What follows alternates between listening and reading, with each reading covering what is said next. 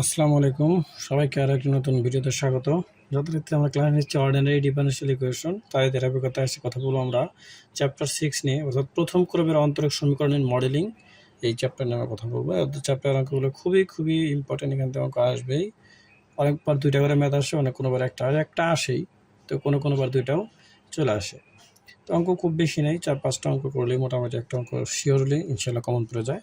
তার ধারাবাহিকতায় আমরা আজকে কথা বলবো এক্সাম্পল 3 নিয়ে। বলা হয়েছে একটি জোড় সংখ্যা n এবং dn ডিভাইডেড dt সমান kn নিয়মে বৃদ্ধি পায়, যেখানে k একটি ধনাত্মক ধ্রুবক সংখ্যা। সময় t বছর পরিমাপ করা হইলে জনসংখ্যা 3 গুণ হওয়ার সময় নির্ণয় করো এবং লিমিট t সমান ইনফিনিটি হলে nt নির্ণয় করো। অঙ্কটা আসছে হলো আমাদের ন্যাশনাল ইউনিভার্সিটির 6, 8 এবং 13 সাল, বিএসসিতে 13 এবং 16 সাল। অঙ্কটা এবার যারা পরীক্ষা দেন তাদের জন্য খুব বেশি ইম্পর্ট্যান্ট। চলুন সমাধান করি। সলিউশন। আচ্ছা, তাহলে আমরা এখানে যেটা দেওয়া আছে সেটা লিখে নিই। দেওয়া আছে dn ডিভাইডেড dt সমান kn। তাহলে এটা আমরা টিটাকে পাশে পাঠিয়ে দেবো এনটাকে, অর্থাৎ যে চলক সেই চলকের আকার নিয়ে আসি। তাহলে dn ডিভাইডেড এটা n লেখা যায় সমান এখানে k dt লেখা যায়। ওকে, তাহলে এটাকে আমরা কি করব, যে সময় দেখেন লিমিট কত দেওয়া আছে। লিমিট হলো কি, ধরেন জোর সময়, আমরা এখন সময় গোনা শুরু করি নাই, ধরো সময় কাউন্ট করা শুরু করি নাই। তাহলে যদি টি সমান 0, মানে সময় এখনো শুরু হয় নাই, এটা মনে করে নিব বা ধরি। হ্যাঁ, মনে করি বা ধরি সময় টি। টি সময়ে জনসংখ্যা কত থাকবে? জনসংখ্যাতে কিছু না কিছু থাকবে। তাহলে টি সময়ে জনসংখ্যা, টি সমান 0 সময়ে জনসংখ্যা আমরা ধরে নিলাম যে n সমান n নট ছিল আর কি। হ্যাঁ, n সমান n নট। আবার টি সমান কত ধরেছে? টি সমান টি সময়ে জনসংখ্যা কত হবে? বলছে জনসংখ্যা কত হবে? দ্বিগুণ। টি সময়ে জনসংখ্যা কত হবে? দ্বিগুণ হবে বা 3 গুণ হবে। জনসংখ্যা বলছে যে টি সমান 0 হলে জনসংখ্যা n নট ছিল, এবং টি সময় জনসংখ্যা কত গুণ? 3 গুণ। তাহলে n সমান কয় গুণ? 3n not. অর্থাৎ জনসংখ্যা টি সময় কত? 3n নট, যেটা দেওয়া আছে। বলছে জনসংখ্যা 3 গুণ হবে। টি সমান বসে 3 গুণ হবে, 3 গুণ হবে।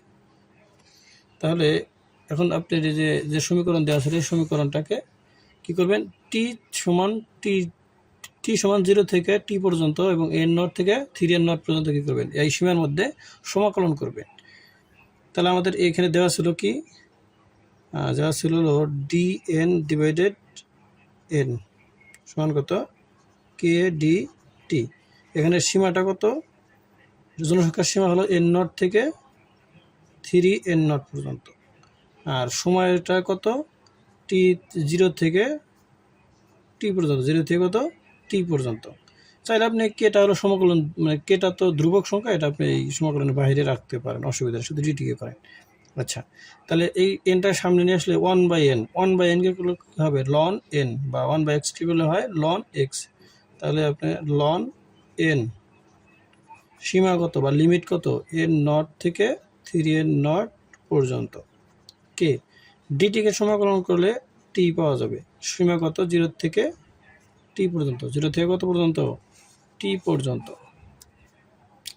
তাহলে এবার আপনি দেখেন এই সীমার মানগুলো বসা দেন। উপরেরটা প্লাসের মান, নিচেটা মাইনাস হবে। তাহলে উপরেরটা লন n নট, n নটের মান কত? 3n নট মাইনাস এখানে n এর মান কত? n not. তাহলে লন n নট সমান কে, এখানে সীমা কত? টি মাইনাস 0 পর্যন্ত। তাহলে এখানে মাইনাস আছে, ভাগ থাকলে কি হয়? বিয়োগ হয়। তাহলে আপনি কি লিখতে পারবেন? Ln 3n nought divided n nought সমান কে টি। উত্তর পাশে এই পাশে আমার জায়গা নেই।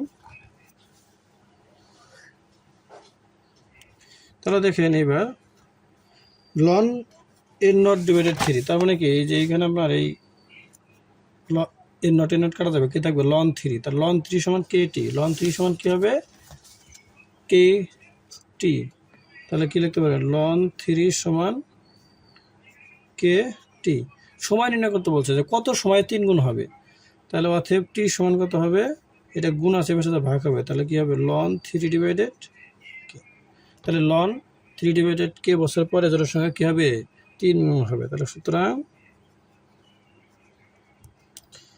লন 3 ডিভাইডেড কে সময় পর জনসংখ্যা 3 গুণ হবে।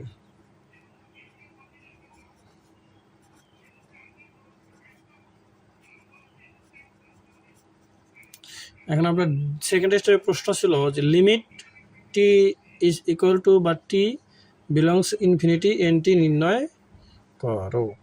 তাহলে আপনি দ্বিতীয় অংশ টি সময় জনসংখ্যা এন হলে পাই, অর্থাৎ টি সময় জনসংখ্যা এন। দ্বিতীয় অংশ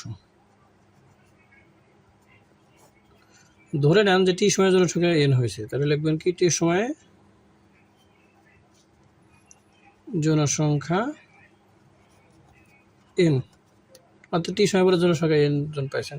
তাহলে এবার লিমিট কত, এন নট থেকে এন পর্যন্ত। আগের বার বলছিলাম 3 গুণ হওয়ার সময় নির্ণয় করতে বলছিল। এবার যদি সময় আপনার ইনফিনিটি মানে সময় অনন্তকাল, জনসংখ্যা কয়জন হবে এটা নির্ণয় করেন। তাহলে ধরে নিলাম জনসংখ্যা আমাদের এন হবে। তাহলে এখানে কি ছিল ডি এন ডিভাইডেড এন সমান লিমিট কত, এবার 0 থেকে আবারও ওই টি পর্যন্ত লিমিট। তাহলে ডি টি আমরা কে টি পাইছিলাম, তাহলে কে কে আমরা বাইরে নিয়ে আসলাম, অর্থাৎ কে ডিটি ছিল। তাহলে এইবার দেখেন এই সেম কথা ln n second bracket third bracket দিতে হয়, লিমিট কত এন নট থেকে কোন পর্যন্ত এন পর্যন্ত। এখানে কি কে টি লিমিট কত 0 থেকে টি পর্যন্ত, অর্থাৎ ডিএক্সকে সমাকলন করলে শুধু এক্স পাওয়া যায়। ঠিক এখানে ডিটি আছে, সুতরাং আপনি কী পাবেন টি পাবেন। তাহলে এখানে কী পাবেন আপনার ln n minus ln N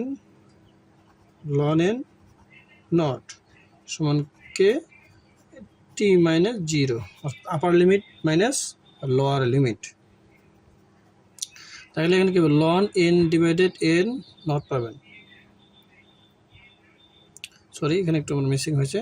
তাহলে এখানে কি লন এন, এটা মাইনাস আছে বসে যায় কী হবে প্লাস, এখানে কী হবে কে টি প্লাস আপনি কি লিখতে পারবেন লন এন নট লিখতে পারেন।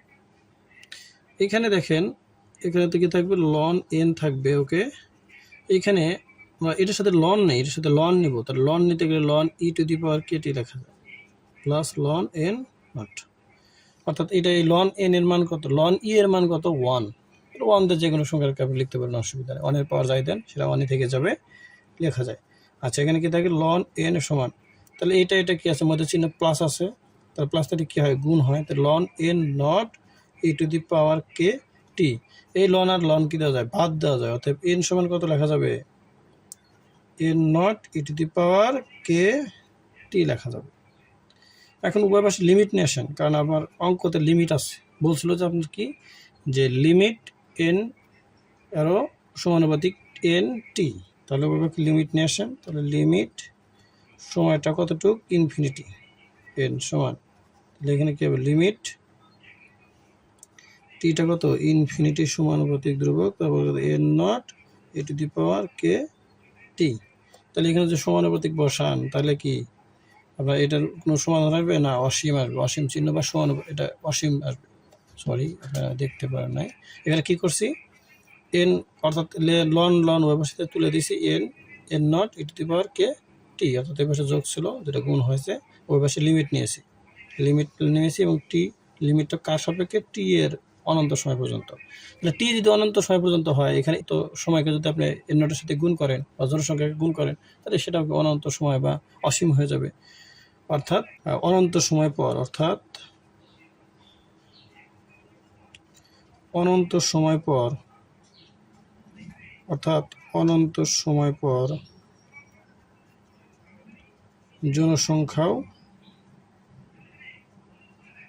জনসংখ্যা অসীম হবে।